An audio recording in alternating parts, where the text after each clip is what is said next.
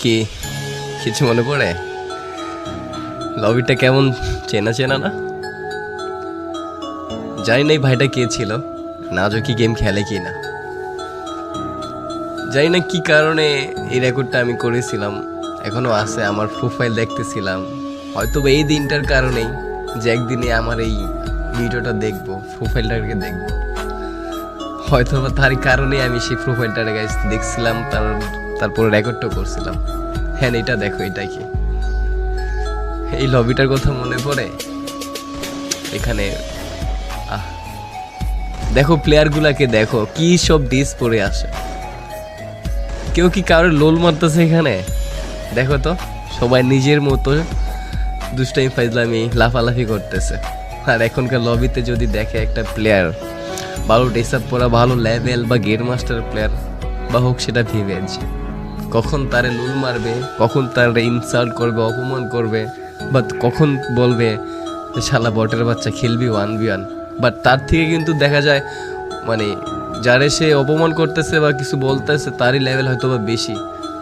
এইসব দেখার পরেও বলবে এই বড়ের বাচ্চা কাস্টম খেলবি। এটাই 2023-24 ফ্রি ফায়ার মানুষদের মেন্টালিটি, আর 2017-18-19-এর প্লেয়ারদের মেন্টালিটি কতটা চেঞ্জ ছিল।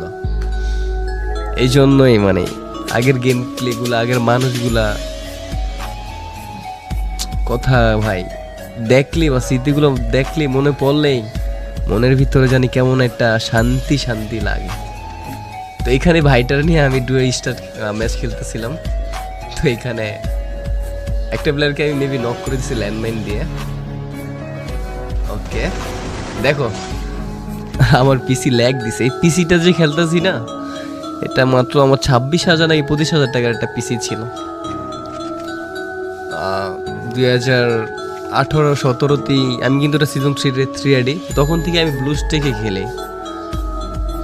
আর এখন মানে মাঝে মাঝে ম্যাচ খেলে যদি মরে যাই না, লাইভে থাকা অবস্থায় একজন আরেকজন মানে বলে বট খেলতে পারে না, কি করে তোর বিবেচ কে দিছে, মানে এরকম কথা।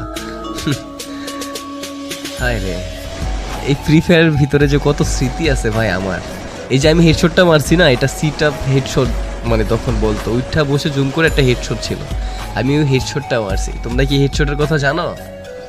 এখনকার প্লেয়ার তোর জানবা না, তোমরা কেমনে জানবা ভাই এগুলা? তোমরা তো এটাই জানো যে এই বোটের বাচ্চা খেলবি 1v1, তোমরা হ্যাঁ এটা ভালো করে জানো।